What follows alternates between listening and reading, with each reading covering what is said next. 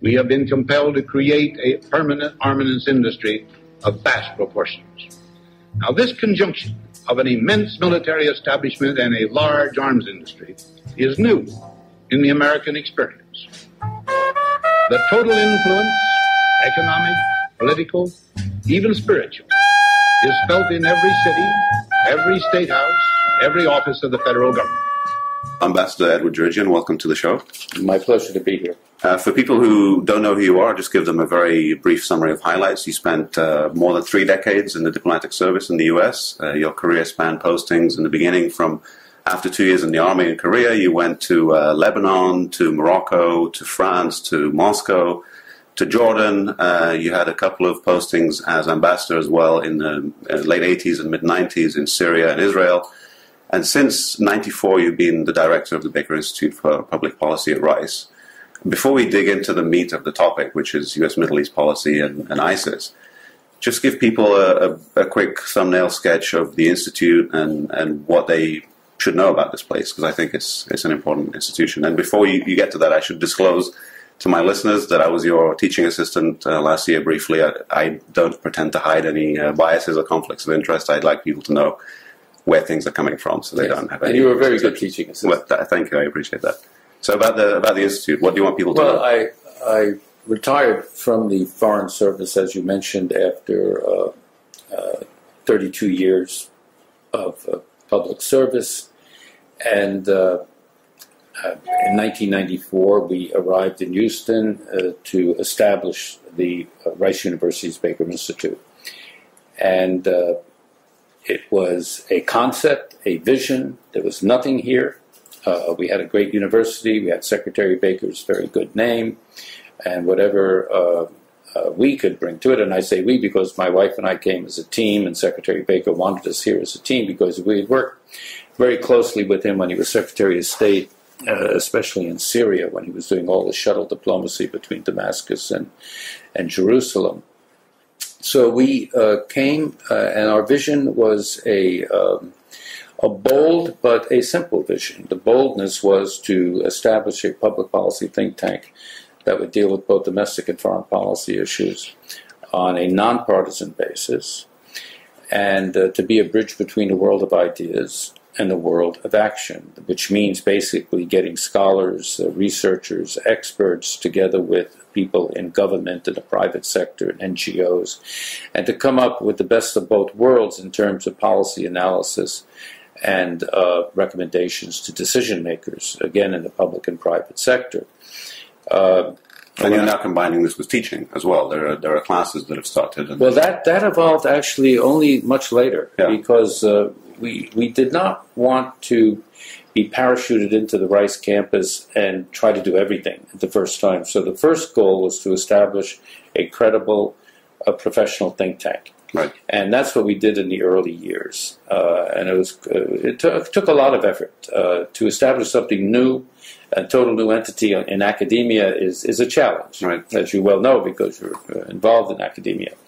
But when I got here, I realized that the challenge was unique because we were in Houston and on the Gulf Coast. We were not on the East Coast, where most of the prominent think tanks are, such as Harvard Kennedy School or Woodrow Wilson School at Princeton. I'm talking about university-affiliated think tanks, or on the West Coast with the Hoover Institution at Stanford. So I did a tour of some of the best university-affiliated think tanks in the country. And I came back, I was quite intimidated because they were doing great work. They had great scholars. They had a lot of money behind them. They had a long track record of decades being in existence. So the question is, what can we do to make a difference? And that's one of the logos we have on our building, on the mosaics in our building, to make a difference.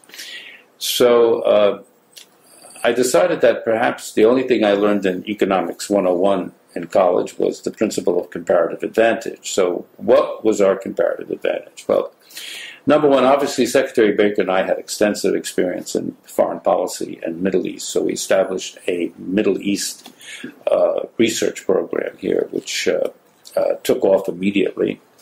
Houston, the energy capital of the world. So that was the first other major program that I started was energy research. And that has become our flagship program, given the synergy between Houston energy and energy being such a global issue with great impact, which is evident. Health policy, because across the street is the Texas Medical Center, right, the world's largest medical center, and great institutions there. So we started our program on health policy. We had superb economists I recruited to do fiscal and tax reform, working with Rice University's economics department. And you can see the concept then began to take a form, and we had to raise money to support all these programs because the Baker Institute is virtually totally self-financed. Except for one salary line from the university, we raise and financially support all our programs. This building we built in 1997, we raised the funds for that. So we're sort of like a small medium enterprise that is self-sustained, but an integral part of Rice University. I report to the president of the university, and we spread our ties across campus, dealing very closely with all the deans of the various schools of engineering, science, humanities, social sciences, School of Architecture, Shepherd School of... In other words, we are here for the university. So this concept took hold, and it proved to be quite successful. We began to start rolling, if you will, in our third year.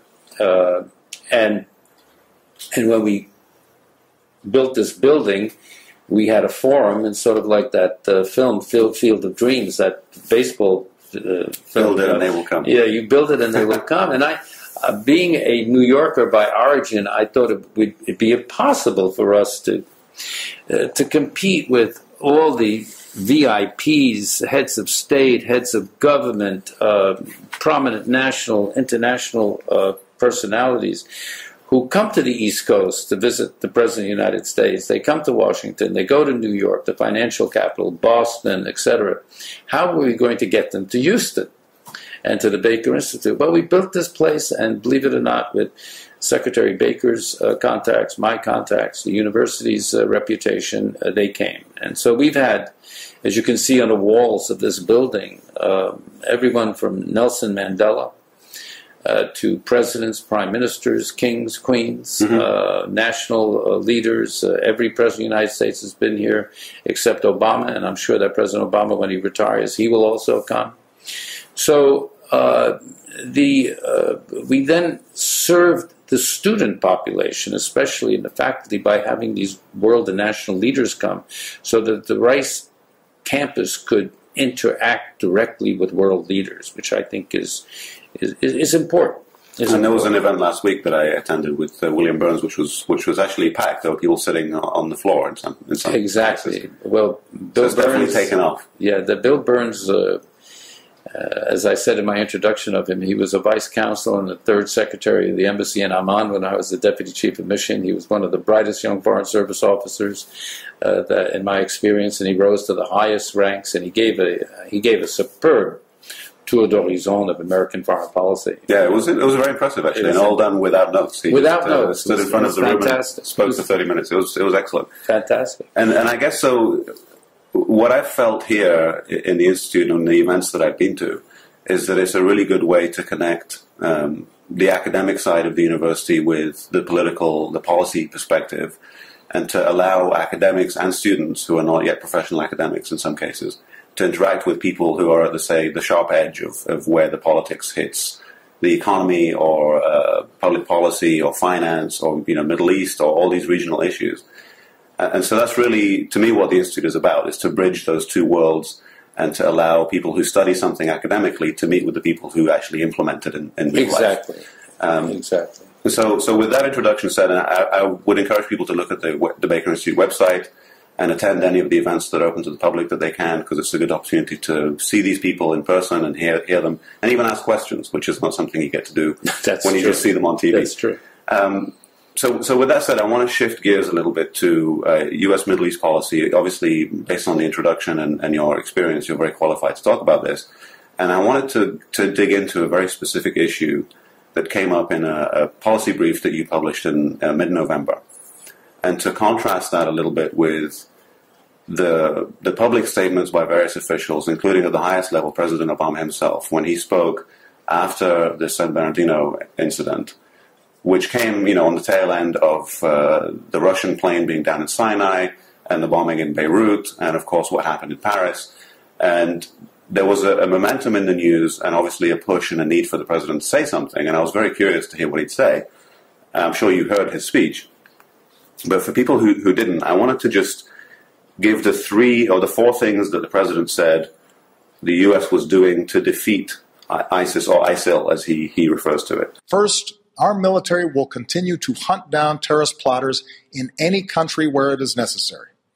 Second, we will continue to provide training and equipment to tens of thousands of Iraqi and Syrian forces fighting ISIL on the ground so that we take away their safe havens. Third, we're working with friends and allies to stop ISIL's operations, to disrupt plots, cut off their financing, and prevent them from recruiting more fighters. Fourth, with American leadership, the international community has begun to establish a process and timeline to pursue ceasefires and a political resolution to the Syrian war.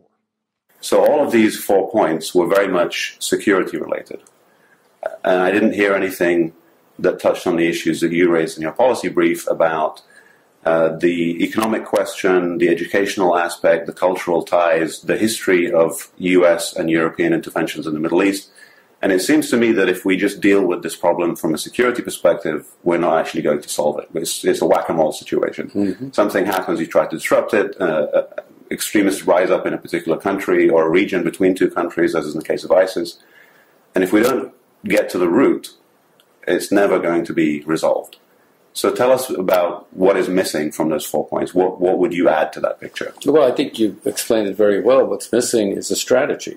What you explained detailing the president's presentation, which I support at the tactical level, is counterterrorism operations, security, military responses to specific crises, but not a strategy. And there's a difference here. And basically what I say in this paper, this policy brief, is that what the United States needs to do and has failed to do is to marry tactics with strategy. So what we have is crisis management. We do not have conflict resolution. Right. And there's a big difference in that. We must move from conflict management to conflict resolution. What do I mean by that? What I mean by that is that it's obviously essential when you're dealing with lethal terrorist groups such as Al-Qaeda and ISIS that you need to confront them with all the capabilities you have in terms of counterterrorism, in terms of military operations, in terms of intelligence operations, and in collaboration with as many allies you can muster in the world. That's important. You have to be very realistic about that. And certainly reverse their games. And a president's first responsibility is protection of the homeland and American citizens. 9/11 had a great impact on this country, and therefore avoiding another a major terrorist attack on our country is obviously a president's highest priority in many ways. But my critique of the administration's policy is that while it's all necessary to focus on counterterrorism and lethal and intelligence means to combat, contain, and hopefully defeat these terrorist groups, what's missing is a grand strategy. And the United States is still the preeminent power in the world, needs to lead. And we have not been leading in terms of defining a grand strategy. And it's a little bewildering to me because President Obama, in his June 2009 speech in Cairo, did outline a very coherent strategy toward the Arab and Muslim world, But he really didn't follow through on his own speech. I think he has this proclivity, at least early on, I don't know how he's thinking about it now, but that if he says something as the President of the United States, it somehow translates into action. No. And that's been the gap in this administration, is translating words into deeds. And this is where I outline in this strategy paper that while we necessarily have to, in the near term, combat the bad guys, the terrorists, these organizations, in the longer term, we have to look at what the roots of terrorism are, without any illusions that we, the United States alone, can solve the problems of the Middle East, the Arab world, and the Muslim world. Mm-hmm. And I think if my working assumption, and I hope I'm right on this, is that what we're witnessing in the Arab world, especially after the Arab Spring in virtually every country in the Arab world, and this grassroots rebellion, especially of young people, against the established order because it's not working, that there are critical problems of governance, of to say it mildly, deficient economies, systemic corruption, autocratic rule, the lack of political participation, right. Deficient educational systems, social services that are not provided to the populace, security that is really what you could call in Arabic mukhabarat security. In other words, the security of the state security organizations. Watching their own people. Watching their own people, but not really providing peace and security to your populace and providing the backdrop for economic development and jobs to be created. And in many cases undermining political participation, which you mentioned. I mean, I think that's a very key aspect. Exactly, and limiting it. So these are some of the root causes that we in the West, not like you made reference to the colonial period, the British and the French, defining the contemporary Middle East, which is all true. And as you know, in the course, in my course in teaching the students here about the Middle East, we pay a lot of attention to how to understand the contemporary Middle East. You have to know what decisions were made after World War I by the British and the French colonialists, right, to understand what's happening today. And even just for our listeners, ISIS, just last year, when ISIS burst through the Syrian-Iraqi border, the head of ISIS said, "We have broken the colonialist borders."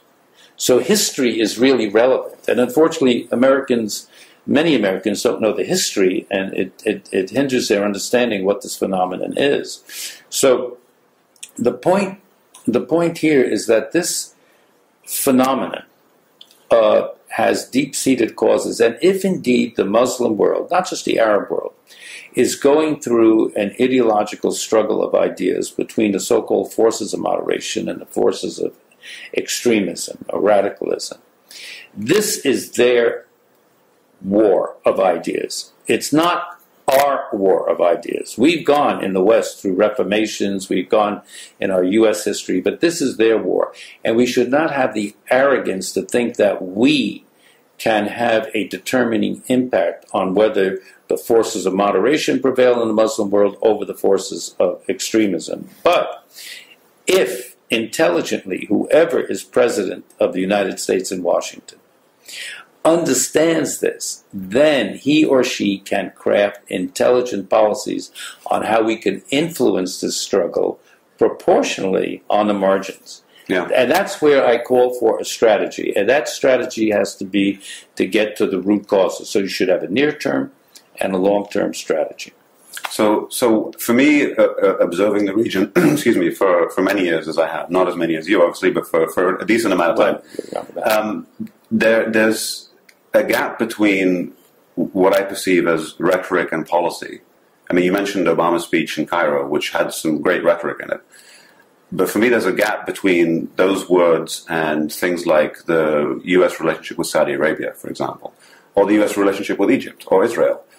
And so for people in the region and people who observe the region, it's relatively easy, I think, to fall into thinking, oh, the U.S. just talks a good game, but then they support dictatorships like President Mubarak for 30 years, or they have good relations with the Saudis who undermine their own political participation at home and export extreme Wahhabism to all these countries and, help not directly through the government perhaps, but through certain individuals, the funding of groups like ISIS and Al-Qaeda and so on.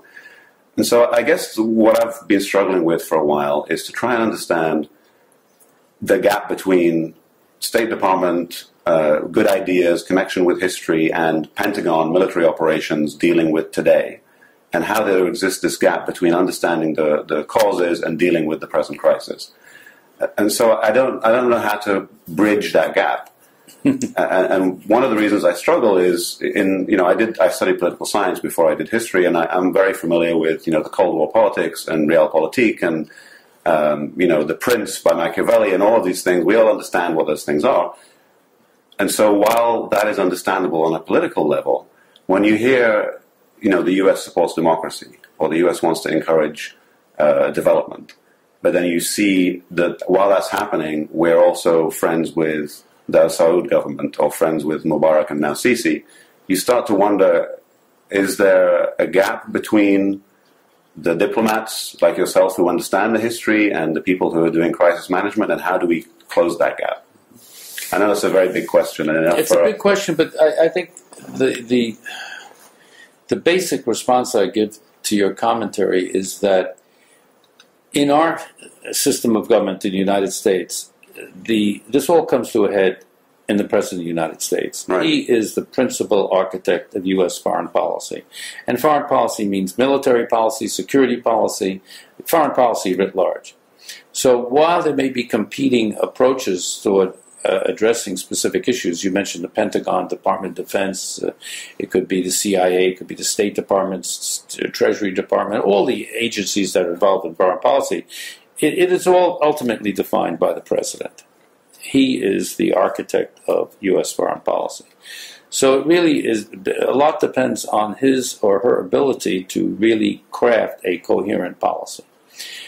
Now, it hasn't happened for a while. It hasn't happened for a while. And the greatest period of American foreign policy in contemporary times has been the post-World War II period under Truman, when we had people like Dean Acheson as Secretary of State, George Marshall as Secretary of State, George Kennan as the head of policy planning in the State Department.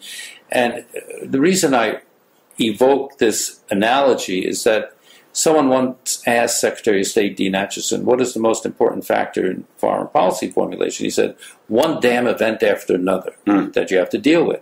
But having said that, when you look at that administration at that time, they not only dealt with putting out fires, conflict management, but they stepped back and they formulated, for example, the Marshall Plan, which was one of the most brilliant initiatives in foreign policy, where for the first time in contemporary history, or in history, when you defeat an enemy like Nazi Germany or Imperial Japan, you don't just suppress them like we did at the Treaty of Versailles, but you resurrect them as functioning democracies and economic powerhouses. And reintegrate them into the world economy. Them into the world economy. Right. That was a brilliant stroke of diplomacy.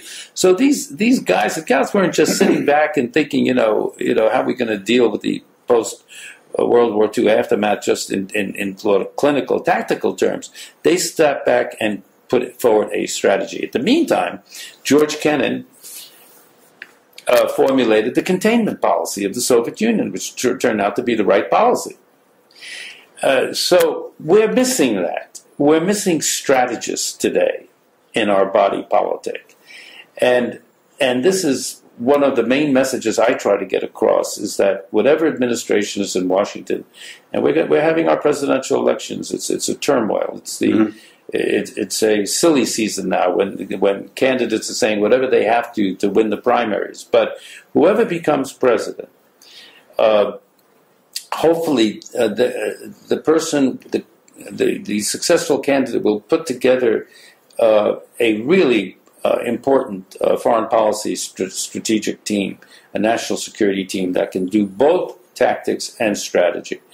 When you say in the government, in 1992, when I was Assistant Secretary of State for the Middle East under Bush 41. This was between Syria and Jordan. This was between Syria and Israel as ambassador, right? And I was assistant secretary for both Bush 41 and Bill Clinton. So, I straddled both administrations. But I did a speech called the Meridian House speech in 1992, and the reason I referenced that is because it answers your question. In that speech, I noted that the Berlin Wall had fallen, the Soviet Union disintegrated. It was the end of the Cold War. So the thrust of that speech is, how should U.S. foreign policy adapt to the post-Cold War era in the Middle East, especially in the Arab world? Right. And so the basic formula that I put out there was that we should have a, if you will, a dual-track policy, one, conflict resolution across the board, wherever there are conflicts, especially the Arab-Israeli conflict and the Israeli-Palestinian conflict especially. And second, addressing some of these fundamental problems that we discussed earlier in the Middle East. And the root systemic causes that allow terrorist groups to recruit people. Exactly. Right. And in the speech I said the next ism that the United States will have to confront and defeat is not, such as we defeated fascism and communism, is not any world religion like Islam, but extremism and terrorism of either a radical or secular cloth. So I was pinpointing religious extremists and secular extremists, and that could be a dictator, it could be, you name it. Yeah. So that was the, so how do we do this? Well, it hasn't happened yet. It hasn't happened, but how do we do that? Exactly. And one of the things I concentrated on are political economic reforms, and that the United States should not just talk the talk with our allies and friends in the Middle East. You mentioned Mubarak, the Saudis. We should actually make political reforms and economic reforms a structural part of our bilateral relationship with them, not imposing it on them. And here's a point in the speech. I think I said we shouldn't parachute in a Jeffersonian model of the democracy on the sands of Arabia. That's unrealistic. We tried to do that in 2003 in Iraq. It didn't work. That was a war that should have never happened. But that's a separate issue, but we could discuss that at length. But the fact is that in the Meridian House speech in 1992, I said we should look at the cultural, political setting of these countries, individually and regionally. And in Saudi Arabia, to have a Majlis al-Shura, a consultative assembly. Urge the king to expand it. Urge the king to go from making it just appointed to elected. Right. Work within the social context. In Egypt, with Mubarak, the same thing. In all one of these countries. And there's significant leverage that the U.S. has in these situations. And we give military assistance, Saudi, and the aid to Egypt, and the aid to Israel. The U.S. has so much leverage on these countries. And we haven't used it well. Right. And we haven't used it intelligently. Right. You could go in there as a blockbuster way. It's not going to work. But if you use it intelligently, to me, our military power, the greatest thing about our military power in the United States, I'm a strong advocate of a strong U.S. military capability, is the backdrop to your diplomacy, because people have to listen to you. And using that power wisely, as certainly was not the case in Iraq, which was a total disaster. It's the wrong use there. Yeah, I mean, we're basically out of time. We could talk for many more hours, and maybe we'll have you back on to discuss some of this stuff. But I'm hopeful, as William Burns was, I guess if someone has seen as much as he has and you've seen as much as you have, that if the two of you can still be hopeful, then I should be hopeful too.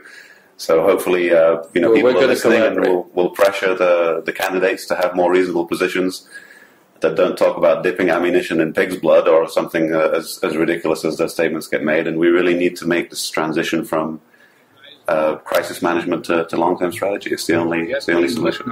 I agree. Comprehend Thanks so much for your time. its grave implications. In the councils of government, we must guard against the acquisition of unwarranted influence, whether sought or unsought, by the military-industrial complex. The potential for the disastrous rise of misplaced power exists and will persist. We must never let the weight of this combination endanger our liberties or democratic processes.